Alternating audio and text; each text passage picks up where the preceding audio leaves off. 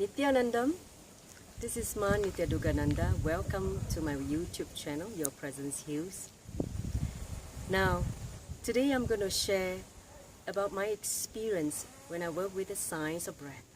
It is going to be a very intimate sharing where I open up to myself in terms of what I went through when I discovered about this science. So, you should know a little bit about my background. I was already a yoga teacher in 2001.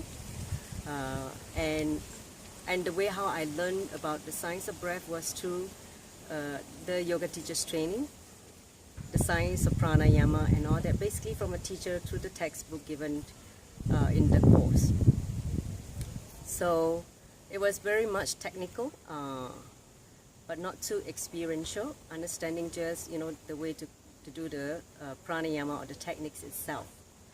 It was only when in 2011 where I came to this very land, this Bidadi, Bangulu Ardinam, to the space of my Guru, Enlightened Master Nityananda, Paramsa Nityananda.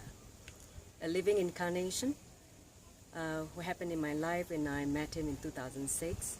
Since then he has been working my evolution in my spiritual path. So I remember I came in January 2011 for a 4-day program, and at the time he was expounding on the Yoga Sutra of Patanjali on the topic of pranayama.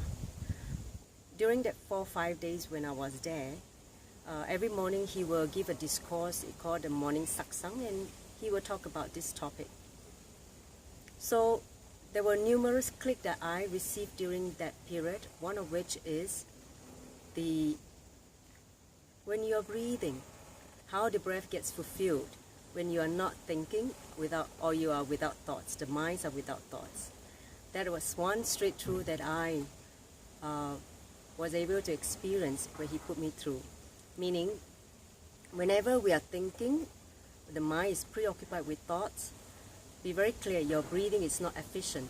The breath will never be fulfilled because of disturbance of the mind.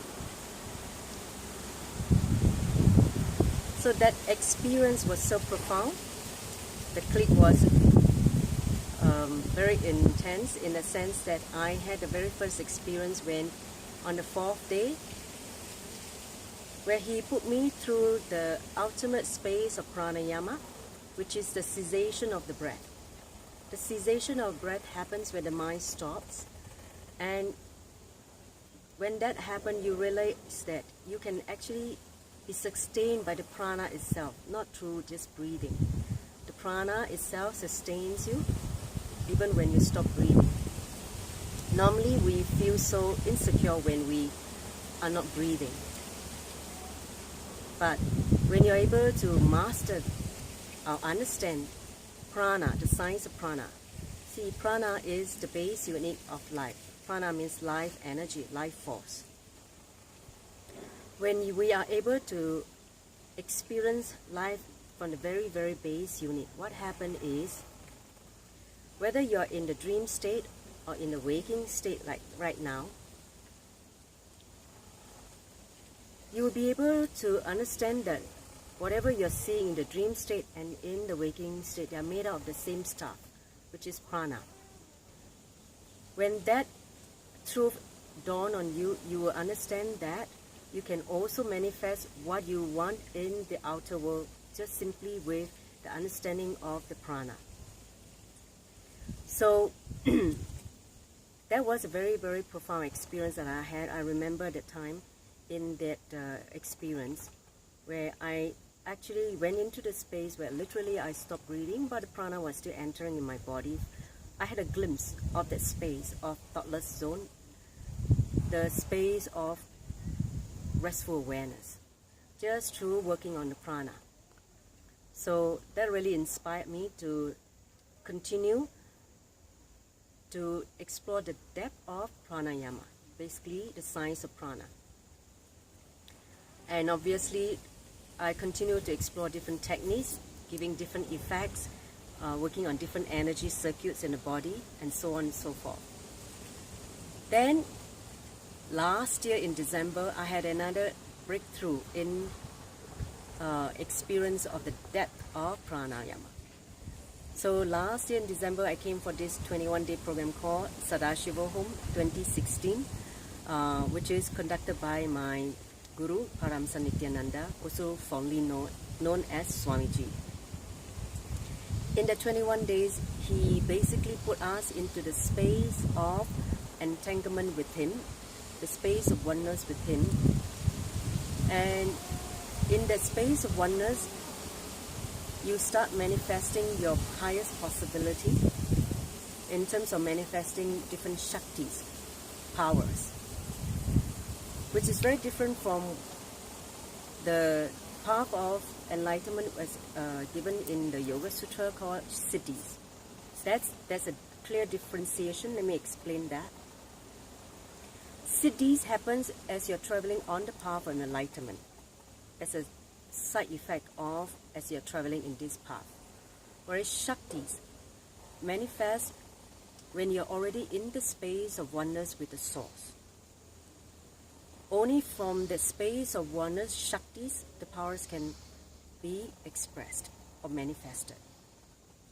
So in the first path of treading to enlightenment, there is a possibility that you get derailed because of the Siddhis. Whereas in the space of Shaktis, the space of oneness, you're already in the space of oneness with the source. So there's no question of getting distracted in the path of enlightenment. So I would say it's a much more secure and proven path given by Sadashiva Mahadeva. So now in the 21 days, he basically put us in this called Shaktipada with him, entanglement with him, and he gave us so many initiations into different levels of Shaktis. So when I went back, I was playing with this possibility of manifesting. He said that after the initiation, your practice is no longer needed. It is called manifesting. Every session time you sit in the space of oneness with him, with Sadashiva, it is manifesting. So one day I had a profound experience. I was sitting with myself from the space of Pratyahara, where the five senses withdraw into the space of my inner space. And from that space, suddenly my breathing stopped. I was not breathing through the nose, but I realized that I was breathing through my third eye, the Agnya chakra, and the prana was entering through that Agnya chakra, the intra organ. And that went on for at least 2 energy cycles. One energy cycle is equivalent to 21 minutes. So for 42 minutes, I was in that space. In that space of restful awareness, witnessing consciousness, you call it, the space of thoughtless zone, just watching everything. It's a very heightened space, pretty much like you are in the space of not only thoughtless zone, but intense energy was flowing through the whole body, and you're just feeling that you exist in a vast way. So that experience really creates such a profound, happening inside me. And I wanted to share with all of you because I want you to see the possibility and the depth of working with the science of breath.